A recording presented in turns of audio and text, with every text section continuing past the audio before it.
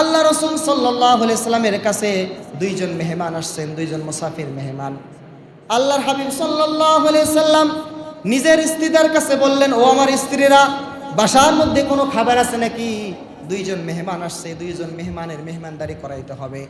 ঘর থেকে আওয়াজ আসলো, ইয়া রাসূলুল্লাহ, ইয়া হাবিবাল্লাহ, ঘরের মধ্যে কোনো খাবার নাই। আল্লাহর হাবিব সাল্লাল্লাহু আলাইহি সাল্লাম সাহাবে কিরামদেরকে বললেন, দুইজন মেহমান আসছে, কেউ খাওয়া নাকি? এক সাহাবী দাঁড়ায় গেল, লাব্বাইক ইয়া রাসূলুল্লাহ, আমি এই দুইজনের মেহমানদারি করাবো। সাহাবী এইবার আল্লাহ রাসূলকে কথা দিয়ে বাড়ির মধ্যে চলে গেছে। বিবিকে ডাকতে বলে, বিবি গো, আল্লাহ রাসূল সাল্লাল্লাহু আলাইহি সাল্লামের দুইজন মেহমান আসছে, এই দুইজন মেহমানকে আমি মেহমানদারি করাবো, কথা দিয়ে আসছি, বাড়িতে কিছু আছে নাকি? স্ত্রী ডাকতে বলে, স্বামী গো, বাড়ির মধ্যে শুধু আমাদের দুইজন বাচ্চার খাবার আছে, আর কোনো খাবার নাই, আপনারও খাবার নাই, আমারও খাবার নাই, আমাদের কলিজার টুকরা দুইজন সন্তানের শুধু খাবার আছে। এইবার স্বামী বড় টেনশনে পড়ে গেছে। সাহাবী বলে, ও গো স্ত্রী, আমি তো আল্লাহ রাসূলকে কথা দিয়ে আসছি দুইজন মেহমানদারি করাবো। এইবার তার স্ত্রী ডাক দিয়ে বলে, টেনশন করিয়েন না স্বামী, এই খাবারটাই আপনি মেহমানদেরকে খাবার খাওয়াবেন। এইবার স্বামী ডাক দিয়ে বলে, আমাদের কলিজার টুকরা দুইটা সন্তান রয়েছে, অভুক্ত, খাবার খাই নাই, ক্ষুধার্ত অবস্থায়, তাদেরকে কি খাবার দিবা আর মেহমানকে কি খাওয়াবা? তখন স্ত্রী বড় বুদ্ধিমতী ছিল, মেহমান নওয়াজ ছিল, দিলটা অনেক বড় ছিল, মনটা অনেক উদার ছিল।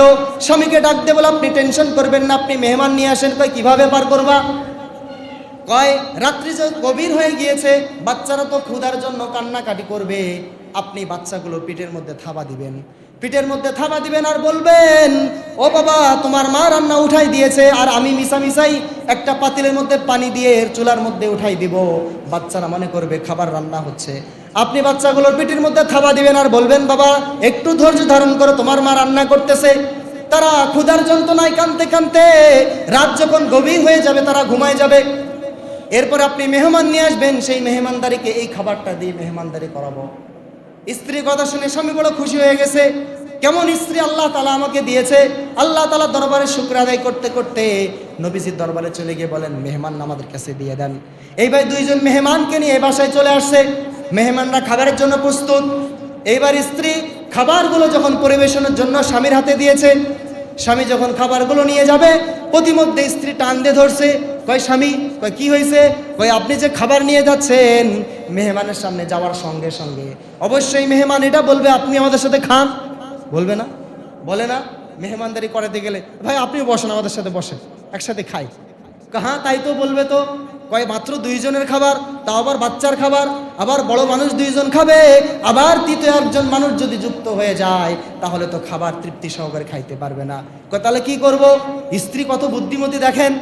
এইবার স্ত্রী বলতেছে, আপনি যখন খাবারগুলো নিয়ে যাবেন, ওই যে কুপিটা ধরা আছে, বাতিটা ধরা আছে, ওই বাতির মধ্যে একটু ঠোকা দিয়ে ওটা ফালাই দিয়ে নিভাই দিবেন। কয় বাতিটা ধরা আছে না, আপনি যখন খাবারটা নিয়ে যাবেন পরিবেশনের জন্য, একটু ঠোকা দিয়ে বাতিটা নিভাই দিবেন, আর আমি ওই বাতিটা ধরার জন্য আগুন খুঁজতে থাকবো। আমি কেমন যেন অভিনয় করব, আমি আগুন পাচ্ছি না, আপনি বলবেন তাড়াতাড়ি ধরাও, তাড়াতাড়ি ধরাও, কিন্তু আমি ধরাবো না, কারণ আমি অভিনয় করব, আমি আগুন খুঁজে পাচ্ছি না।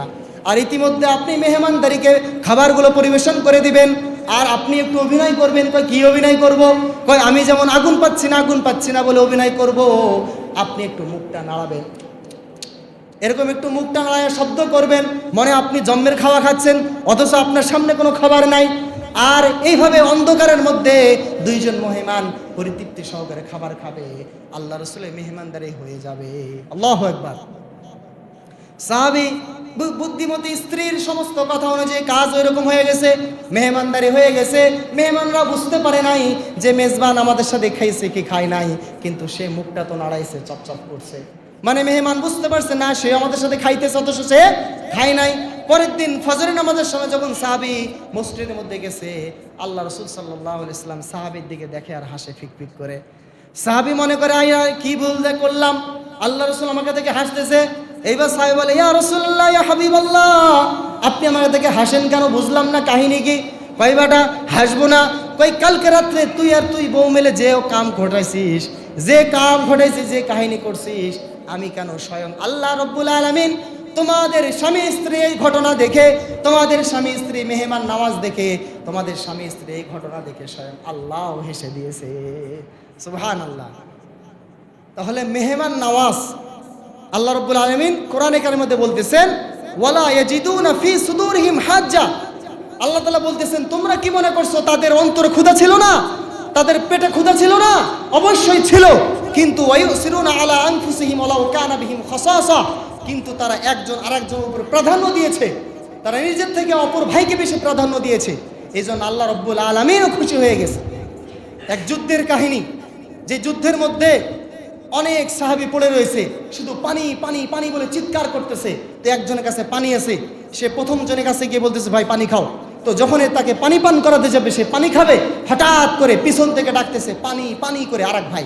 ওই বলতেছে সাহাবী যে আমাকে পানি পান করার দরকার না, আমার ভাইকে আগে পানি পান করাও। ওইখানে গিয়েছে, তাকে যখন পানি পান করাতে যাবে, প্রতিমধ্যে তার পিছন থেকে আরেক সাহাবী বলতেছে পানি পানি পানি, যুদ্ধের ময়দানে তৃষ্ণায় কাতর হয়ে পড়ে রয়েছে। তখন দ্বিতীয় সাহাবী বলতেছে, আমাকে পানি পান করার দরকার নাই, তুমি ওই ভাইকে আগে পানি পান করাও। ওইখানে যাওয়া মাত্রই পানি পান করাবে দূরের কথা, যাওয়া মাত্রই পৌঁছা মাত্রই সে সাহাবী শাহাদত বরণ করে চলে গেছে। যখন পিছনে ঘুরে চলে আসছে দ্বিতীয় জনের কাছে, এসে দেখে সেই সাহাবীও ইহলাক পরলোক করে চলে গেছে, ইহলাক ত্যাগ করে চলে গেছে, ইন্তেকাল করে শহীদ বরণ করছেন। আবার যখন প্রথম জনের কাছে আসছে, ফার্স্ট যখন যাদেরকে পানি খাওয়াতে চেয়েছিল, প্রথম জনের কাছে এসে দেখে সেও দুনিয়া থেকে চলে গেছে। তাহলে সাহাবায়ে কেরামরা মৃত্যুর সন্নিকটে গিয়ে, মৃত্যু দ্বার প্রান্তে গিয়ে এক ভাইকে আরেক ভাই বেশি প্রাধান্য দিয়েছে। কিন্তু আমাদের মধ্যে এটা নাই, আমাদের মধ্যে এটা নাই। আমাদের মধ্যে আমাদের মা বোন সবাই খারাপ বলতেছি না, এমন আমাদের মা বোন রয়েছে, যদি আমাদের বাড়িটা শহরের মধ্যে হয়, দেখা যায় গ্রামীণ থেকে আমাদের আত্মীয় স্বজনরা শহরে আসলে বাসায় আসে কি না, বিশেষ করে বাসায় আসে। যদি শহরের মধ্যে ডাক্তার ভালো একটা থাকে তো মাশাআল্লাহ কথাই নাই, এলাকা থেকে যেই আসুক না কেন ডাক্তার দেখাইতে, বাড়ির মধ্যে ঢুকে একটু ফ্রেশ হয়, একটু চা নাস্তা খায়। কিছু কিছু মা বোন রয়েছে, তারা তো স্বামীকে খোঁটা দিতে দিতে শেষ করে দেয় যে শহরের উপরে আমার বাড়িটা হয়, ভুল হয়েছে, যেই তোমার বাড়ি থেকে আসে সেই আমার বাড়িতে আসে। এমন একটা দিন নাই যে মেহমান আসে না। ভালো করে মনে রাখেন, মেহমান নওয়াজি, অপর ভাইকে প্রাধান্য দেওয়া, অপর ভাইকে খাওয়ানো, এটা আল্লাহ তাআলা অনেক অনেক বড় নিয়ামত।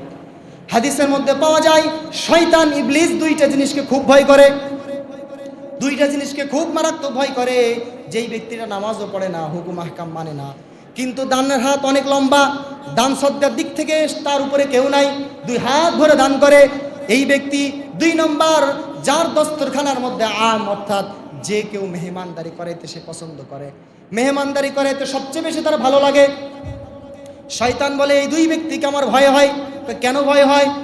যেই ব্যক্তিটা বেশি বেশি দান সদকা করে কিন্তু নামাজ রোজা ঠিক সেরকম আদায় করে না, আবার যেই ব্যক্তিটা বেশি মেহমানদারি, মেহমান নওয়াজ, মেহমানদারি করাইতে তার ভালো লাগে, ওই ব্যক্তিকেও শয়তান বেশি ভয় পায়। কিন্তু যে আবেদ বেশি বেশি ইবাদত করে কিন্তু কৃপণ কিপটা, ভিতর থেকে 1 টাকাও বের হতে চায় না, মেহমানদারি দেখলেই নারাজ হয়ে যায়, মেহমানকে দেখলেই বাড়ি থেকে পালায় চলে যায়, মেহমানদারি দেখলেই কেমন যেন উসকুস মেজাজ হয়ে যায়। শয়তান এই দুই ব্যক্তিকে ভয় করে না, কিন্তু ভয় করার দরকার ছিল এদেরকে, কারণ এরা তো ইবাদত বন্দেগীতে 1 নাম্বার। শয়তান বলে না না না, কৃপণ যারা তাদের জন্য জান্নাতের ঘ্রাণ পর্যন্ত তারা পাবে না। শুনছেন না? এই জন্য শয়তান ভাবে, শয়তান এটা বলে যে সে ইবাদত করতেছে না, নামাজ পড়তেছে না, কিন্তু তার যে বড় বড় ইবাদত মেহমান নওয়াজ, তার যে বড় বড় ইবাদত দান সদকা সে করে, আল্লাহ রাব্বুল আলামিনের একটা মেহমান নওয়াজি, আল্লাহ রাব্বুল আলামিনের একটা দান সদকা যদি কবুল হয়, আর এর উসিলায় আল্লাহ তাআলা যদি সমস্ত নামাজ রোজা মাফ করে দেয়, তাহলে আমার শয়তানের সমস্ত শয়তানি বিফলে যাবে।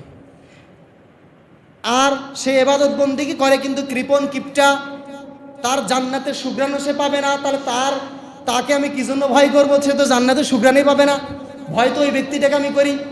এই জন্য আল্লাহ রাব্বুল আলামিন আল্লাহর হাবিব সাল্লাল্লাহু আলাইহি ওয়াসাল্লামের মাধ্যমে জানায় দেয়, মান কানা ইউমিনু বিল্লাহি ওয়াল ইয়াউমিল আখির, আল্লাহ রাসূল বলেন যে পরকালের প্রতি বিশ্বাস রাখে, যে আল্লাহর প্রতি বিশ্বাস রাখে, যে আখিরাতের প্রতি বিশ্বাস রাখে, আল্লাহ রাব্বুল আলামিনের রাসূল সাল্লাল্লাহু আলাইহি ওয়াসাল্লাম বলে দেন ফালইউকরিম দাইফাহু, সে যেন মেহমানদের ইকরাম করে, সে যেন মেহমানদারি করায়।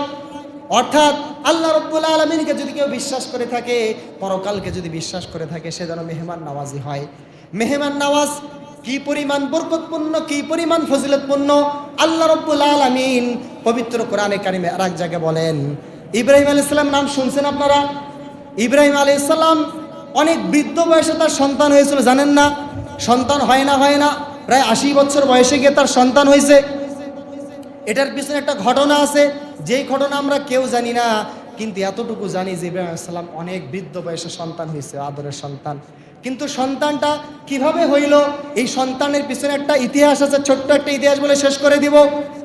ইব্রাহিম আলাইহিস সালাম বাড়ির মধ্যে মেহমান আসছে, অনেক সুন্দর সুন্দর দেখতে শুনতে সেই মেহমান। ইব্রাহিম আলাইহিস সালাম খবর পাইছে, কয় তুমি কি জানো না তোমার বাসার মধ্যে মেহমান আসছে? কয় না তো জানি না। কারণ ইব্রাহিম আলাইহিস সালামের চরিত্র ছিল উনি একা একাই দস্তরখানায় খাবার খাইতেন না, কোনো মানুষকে নিয়ে অবশ্যই তিনি খাবার খাইতেন। এলাকার কোনো মানুষ নাই যেই মানুষ ইব্রাহিম আলাইহিস সালামের বাড়িতে খাবার খায় নাই, অনেক মেহমান নওয়াজে ছিলেন। তো ইব্রাহিম আলাইহিস সালাম বাড়ির মধ্যে গিয়ে দেখেন, হ্যাঁ কথা অনুযায়ী কাজ, সেরকম দেখতে শুনতে মেহমান আসছে। কিন্তু ইব্রাহিম আলাইহিস সালাম দেখে এই মেহমানগুলো চিনতে পারে না, কারণ এলাকার মেহমান না। আবার দেখে তাদের শরীরগুলো সুন্দর, কাপড়গুলো কত মসৃণ।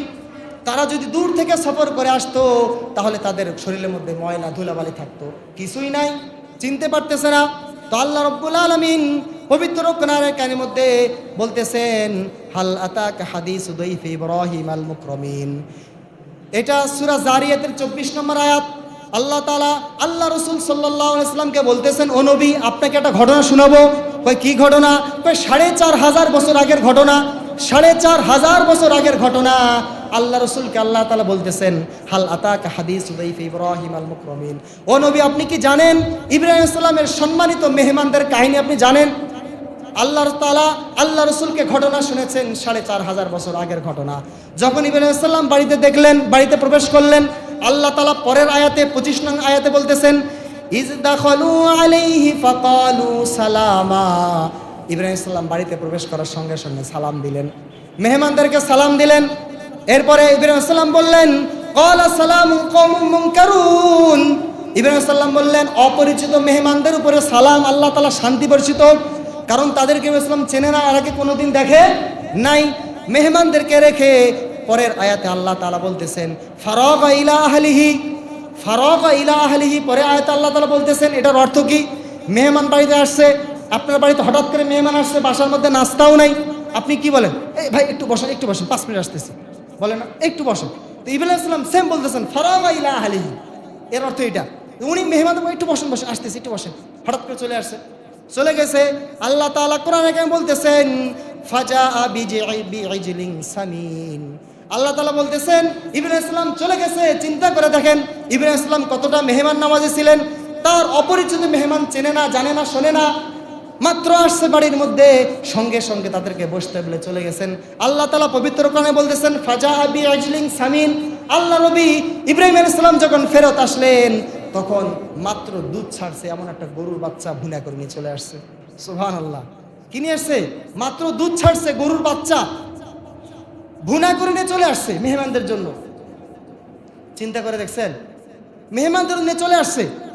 তাহলে আমরা একটা আস্ত মুরগি, খাসি তো দূরে থাকলে একটা মুরগি দিতেও ভয় পাই, আপনি আমি ভয় পাই, তাহলে মেহমান নওয়াজি আল্লাহ তাআলা কত বড় একটা নিয়ামত দেখেন আসতে সামনে। এরপরে ইব্রাহিম আলাইহিস সালাম যখন সামনে পেশ করছেন, পেশ করে বলতেছেন, আপনারা খান না কেন? কোরআনে কারিমের মধ্যে আল্লাহ তাআলা এটা বলতেছেন, ফাকাররাবাহু ইলাইহিম ক্বালা আলা তাকুলুন। ও মেহমানরা আপনারা কেন খান না? তখন মেহমানরা বলেন, আমরা তো খাবো না, আমরা তো খাই না। তাই কেন খান না? কয় আমরা তো আল্লাহ তাআলার পক্ষ থেকে প্রেরিত ফেরেশতা, আমরা তো খাবার খাই না। বলে আপনারা কেন আসছেন? কয় আপনার মনে অনেক আক্ষেপ, অনেক কষ্ট, অনেক দুঃখ। কয় কি কষ্ট, কি দুঃখ? কয় আল্লাহ রাব্বুল আলামিন আপনাকে সুসংবাদ দিয়েছেন, সেই সুসংবাদটা হলো আপনি সন্তানের বাবা হবেন। ইব্রাহিম আলাইহিস সালাম বলে, কি কয়? আমার স্ত্রী অনেক বৃদ্ধ হয়ে গেছে, তার মিন্স বন্ধ হয়ে গেছে, তার বাচ্চা হওয়ার কোনো পসিবিলিটি নাই। আমি অনেক বৃদ্ধ হয়ে গেছে, আমার শক্তি সামর্থ্য নাই, কি করে এই বৃদ্ধ বয়সে বাচ্চা হবে? তো ফেরেশতারা বলতেছেন, আপনি চিন্তা করবেন না, আপনি চিন্তা করবেন না, কারণ যে আল্লাহ রব্বুল আলামিন বাচ্চা দেওয়ার মালিক, যে রব্বুল আলামিন বাচ্চা আবার না দেওয়ার মালিক, সে রব্বুল আলামিন যদি চাই তাহলে বলেন তো বৃদ্ধ বয়সে বাচ্চা হবে কি হবে না? তাহলে চিন্তা করে দেখেন, ফেরেশতারা বাচ্চা দেওয়ার সুসংবাদ দিল বৃদ্ধ বয়সে। মুফাসসির কিরামগণ এই আয়াতের তাফসীর করে লেখেন যে মেহমান নামাজের ঘটনা শুনাইলেন, ভালো করে লক্ষ্য করবেন, মেহমান নামাজের ঘটনা শুনাইলেন। মেহমানদারি করাইতেছেন, আল্লাহ রসুলকে এই ঘটনা শুনাইলেন, মেহমানের জন্য আস্তে একটা গরু নিয়ে আসলেন, ঘটনা শুনাইলেন। এর পক্ষে এর পরবর্তী সুসংবাদ আল্লাহ তালার পক্ষ থেকে দিলেন যে আপনার 80 বছর বয়সে বাচ্চা হয় না, আল্লাহ তালা আপনার বাচ্চা দেওয়ার জন্য আপনাকে বলতে পাঠিয়েছেন। তার মানে মেহমান নামাজি এমন বড় ইবাদত, মুফাসসিরগণ লেখেন মেহমান নামাজি এমন বড় ইবাদত যে অসম্ভব কিছু সম্ভব করে দেয়। অপ্রত্যাশিত, যেটা আপনার প্রত্যাশা ছিল না, আল্লাহ রাব্বুল আলামিন আপনাকে ওটা দান করবে। এই জন্য মেহমান নামাজি নিজের মনটা উদার করা, বড় করা এবং অপর ভাইকে বেশি প্রাধান্য দেওয়া এবং দান সদকা থেকে হাত বাড়ানো, এটা কোরআনের শিক্ষা, এটা কোরআনের প্রেসক্রিপশন। এই জন্য আপনি যদি জীবনে অপ্রত্যাশিত কিছু চান তবে আপনি মেহমান নওয়াজ হন, অপ্রত্যাশিত কিছু চান তাহলে মেহমান নওয়াজি হন। কারণ মেহমান রেজেক আপনার খায় না, বরং মেহমান নিজে রেজেক নিয়ে আসে। এই জন্য আল্লাহ রাব্বুল আলামিন আমাদের সকলকে নিজের থেকে অপর ভাইকে বেশি প্রাধান্য দেওয়ার এবং আমাদের মন উদার করার এবং আমাদেরকে দানশীল সখী বানার আল্লাহ তাআলা যেন আমাদেরকে কবুল করেন, বলেন আমিন।